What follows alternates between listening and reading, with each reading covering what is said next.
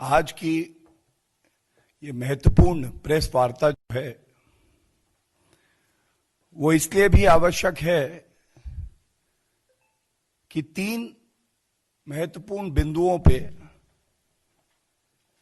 ये जरूरी है कि दिखाएं किस तरह से कांग्रेस पार्टी भ्रम, झूठ और अराजकता की राजनीति आज कर रही है। मुझे कहते हुए दुख हो रहा है कि कांग्रेस पार्टी के बड़े नेता श्री राहुल गांधी जी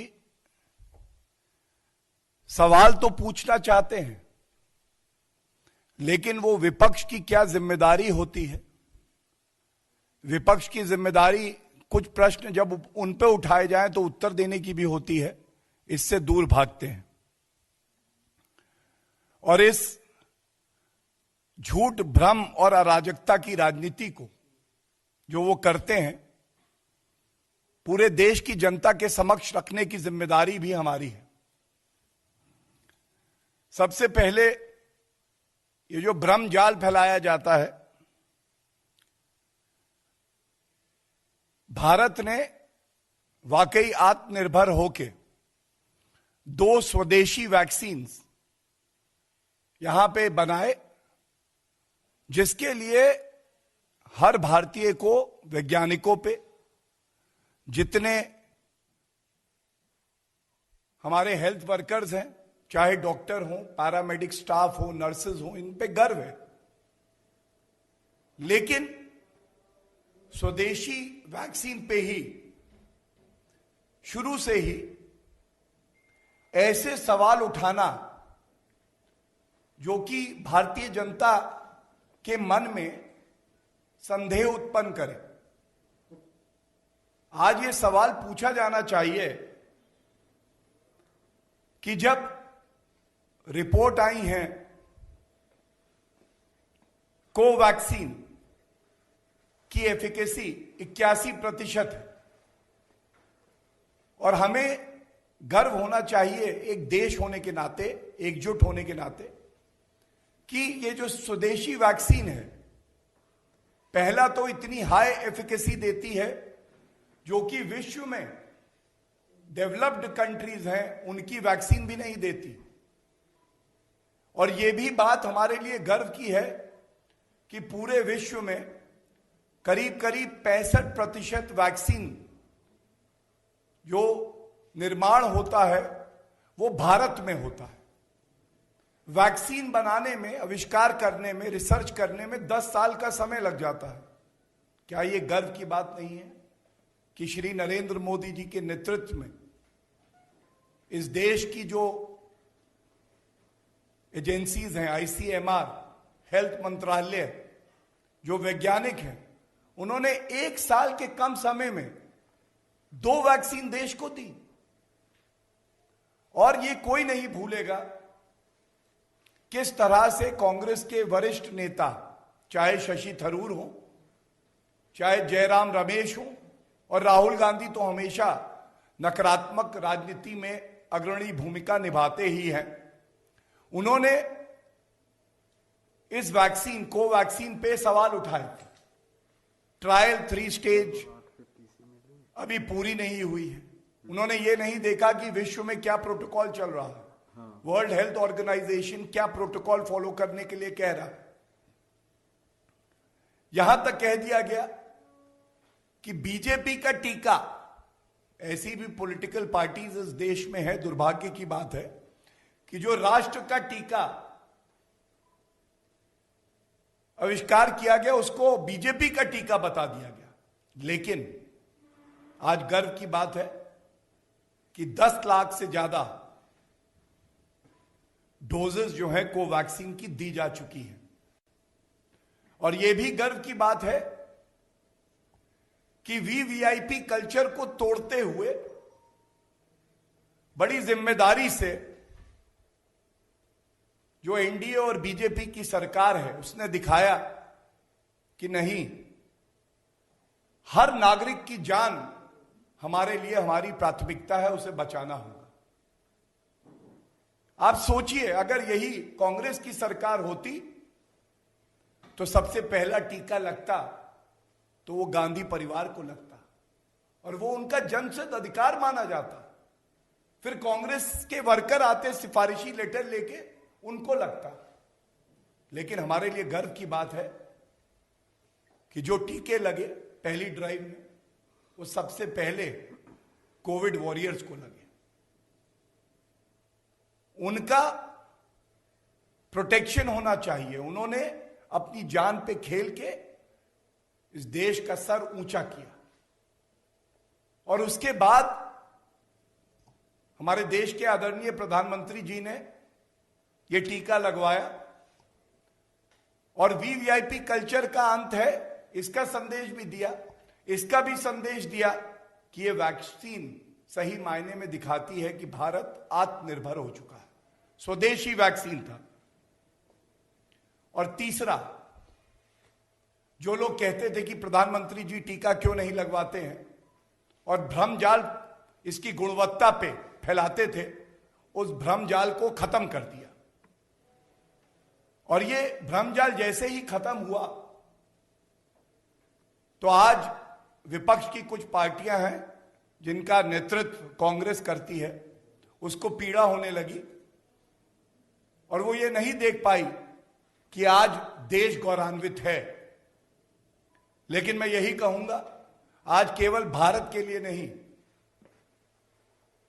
तमाम ऐसे देश हैं, चाहे वो कैरेबियन कंट्रीज हों, चाहे हमारे पड़ोसी मुल्क हों, ये लोग आज भारत पे निर्भर करते हैं। और भारत इतना मजबूत देश है कि अपनी जरूरतों को पूरा करने के बाद पूरे विश्व में आज फार्मेसी ऑफ द वर्ल्ड बन गया है। ये हम सब के लिए बहुत गर्व की बात है। तो ये पहली जो बात थी वो भ्रमजाल पे थी और ये बड़ा आवश्यक है कि जहां केंद्र की सरकार और जो भाजपा शासित राज्य है वहां पे मुख्यमंत्री, सारे मंत्री, सारे कार्यकर्ता लगे हैं कि हम जनता में विश्वास पैदा करें। वहीं खासकर कांग्रेस और इसी तरह से छत्तीसगढ़ में जो कांग्रेस की सरकार है, उन्होंने तो यहां तक लिख दिया कि हमें ये टीका कोवैक्सीन का मत भेजिए। केंद्र सरकार के विवेक, आईसीएमआर के विवेक के विरुद्ध जाके ये लिखते हैं। ये कितना उचित है, आज ये भारत पूछ रहा है। और आभार व्यक्त करना चाहिए जो नेता विपक्ष में हैं, शरद पवार जी हैं, नवीन पटनायक जी हैं, जो बाहर आए, जिन्होंने टीका लगवाया और एक मजबूत संदेश दिया कि कुछ मुद्दे ऐसे होंगे जिस पे राजनीति नहीं होगी और सत्तारूढ़ और विपक्ष दोनों एक हैं। मैं इस मंच से उनका भी आभार व्यक्त करता हूं। ऐसा ही उदाहरण बाकी नेताओं को भी पेश करना चाहिए। बीजेपी का टीका नहीं, राष्ट्र का टीका है, राष्ट्र निर्माण के लिए यह टीका है। दूसरी बात, यह भी बड़ा अहम बिंदु है, झूठ की राजनीति। अभी 2 मार्च को अपरिपक्व, गैर जिम्मेदार राहुल गांधी एक ट्वीट करते हैं और कहते हैं मणिपुर में 12 एमएलए इनको डिस्क्वालिफाई किया जाए, निष्कासित किया जाए। और इलेक्शन कमीशन ऑफ इंडिया ने मणिपुर के गवर्नर को यह कह दिया है, निर्देश दे दिया। तो मैं इतना ही कहूंगा, संवैधानिक संस्थाओं को तार तार करना, मर्यादा ना रखना, उन पे सवाल करना, विश्वास ना करना, यह चरित्र कांग्रेस पार्टी का हमेशा से रहा है। और जब संवैधानिक संस्थाओं की बात आए तो यह अति आवश्यक है कि संवैधानिक संस्थाओं के वक्तव्य को पूरा आदर मिलना चाहिए। इलेक्शन कमीशन ऑफ इंडिया ने जो वक्तव्य और ट्वीट राहुल गांधी ने किया है, इसका खंडन करते हुए एक बड़ी महत्वपूर्ण बात कही है, और यह महत्वपूर्ण बात पूरे देश में मीडिया के माध्यम से जानी चाहिए। उन्होंने बिल्कुल स्पष्ट कहा है, the election commission of India never discusses a privileged communication. Election commission of India की प्रवक्ता ने कहा, एक संवैधानिक संस्था इलेक्शन कमीशन ऑफ इंडिया, जिसको कमजोर करने का बीड़ा कांग्रेस पार्टी ने उठाया हुआ है, और दूसरी संवैधानिक संस्था महामहिम राज्यपाल का ऑफिस, इनके बीच में जो भी बातचीत हो, पत्रों का आदान प्रदान जो भी दिया जाए, उसको पब्लिक डोमेन में बिना ये जाने कि सत्य क्या है, ये कितना उचित है।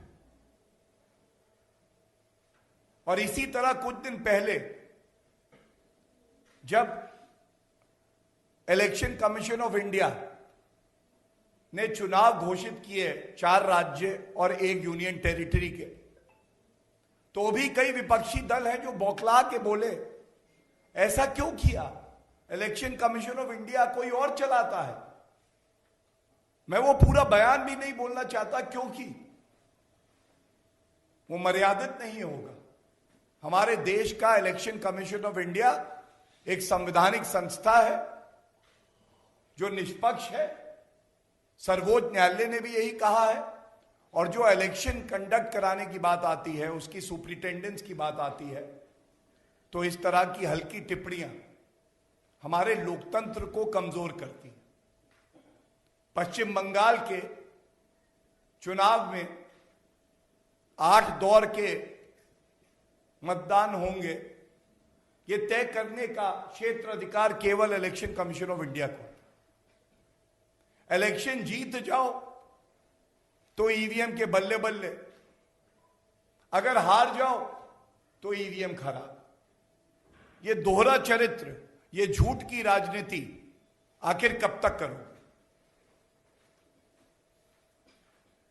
जो तीसरा मुद्दा है,